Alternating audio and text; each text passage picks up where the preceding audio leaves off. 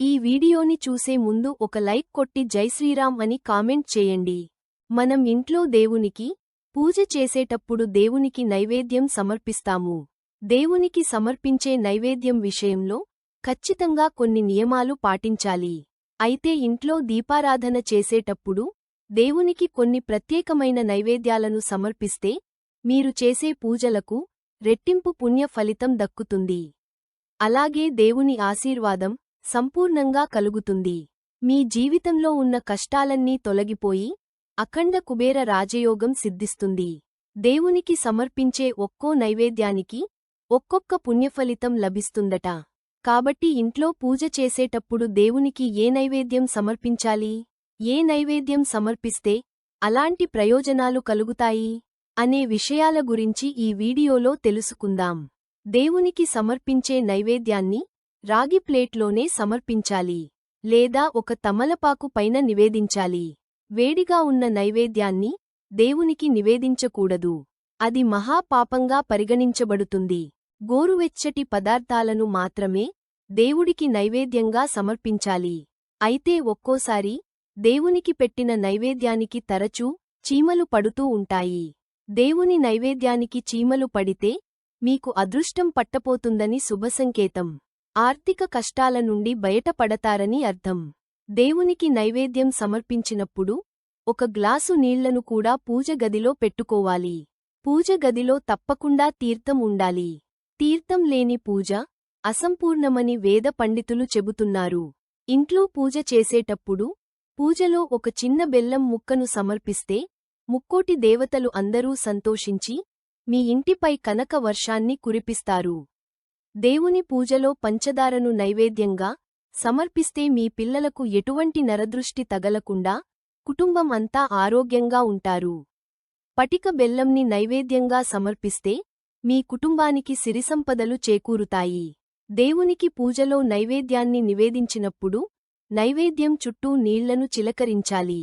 కుడిచేత్తో నీళ్లు చిలకరించి అమృతమస్తు స్వాహా అని 2 చేతులతో దేవునికి నైవేద్యం సమర్పించాలి.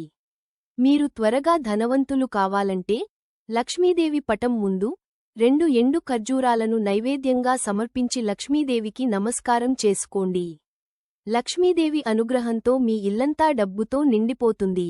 మీ సొంత ఇంటి కల త్వరగా నెరవేరాలంటే పూజలో మామిడి పండ్లను నైవేద్యంగా సమర్పించండి. అలాగే మీ ఆస్తిపాస్తులు అన్నీ రెట్టింపు అవుతాయి. మంగళవారం రోజున మీ పూజ గదిలో ఉన్న ఆంజనేయ స్వామి పటం ముందు 21 తమలపాకులను పెట్టి పూజ చేస్తే మీ మనసులో ఏది కోరుకున్నా సరే ఆ కోరిక వెంటనే నెరవేరుతుంది.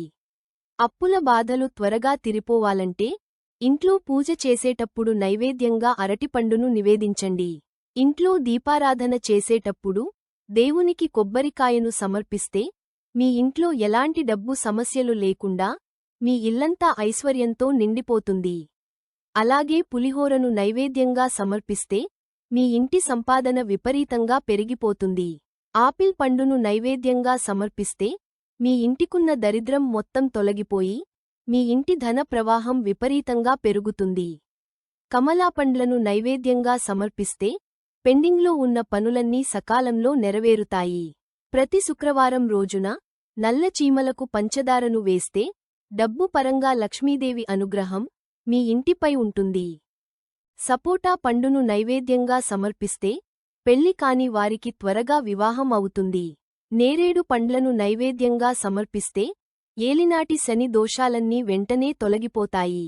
నల్ల ద్రాక్ష పండ్లను నైవేద్యంగా సమర్పిస్తే మీ ఇంటికి మంచి రోజులు ప్రారంభమవుతాయి. జామ పండును నైవేద్యంగా సమర్పిస్తే మంచి ఆరోగ్యం లభిస్తుంది. పూజలో దేవునికి పెట్టిన నైవేద్యాన్ని మీ కుటుంబం అంతా తప్పకుండా తినాలి. తింటే దేవుని ఆశీర్వాదం లభిస్తుంది. లక్ష్మీదేవికి తీపి పదార్థాలు అంటే చాలా ఇష్టం.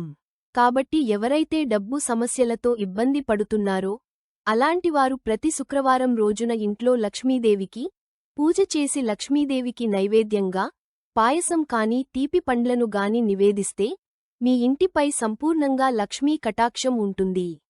అలాగే సాయిబాబాకు నైవేద్యంగా మిఠాయిని సమర్పిస్తే మీరు అనుకున్న పనులన్నీ అడ్డంకులు లేకుండా పూర్తవుతాయి. వ్యాపారంలో అధిక లాభాలు రావాలంటే లక్ష్మీదేవికి బెల్లం అన్నాన్ని నివేదించండి. మీ వ్యాపారంలో అధిక లాభాలు వస్తాయి.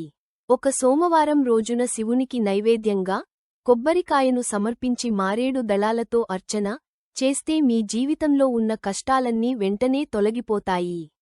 మీ మనసులో ఏదైనా కోరికలు ఉంటే అది త్వరగా నెరవేరాలంటే శ్రీకృష్ణుడికి అటుకులను నైవేద్యంగా సమర్పించండి. మీ కోరికలు వెంటనే నెరవేరుతాయి. ఇంట్లో పూజ చేసి దేవునికి నైవేద్యం సమర్పించిన తర్వాత 5 నిమిషాల వరకు గదిని మూసేయండి. ఇలా చేస్తే దేవుడి చల్లని చూపు అని నైవేద్యం పైన పడుతుంది. ఈ విధంగా దేవునికి నైవేద్యాలు సమర్పిస్తే సకల శుభాలు కలుగుతాయి. మనస్ఫూర్తిగా చేసే ఏ నైవేద్యమైన దేవుడు సంతోషంగా స్వీకరించి మన కోరికలను నెరవేరుస్తారని పండితులు చెబుతున్నారు. ఈ వీడియో మీకు నచ్చితే లైక్ చేసి సబ్స్క్రైబ్ చేసుకోండి.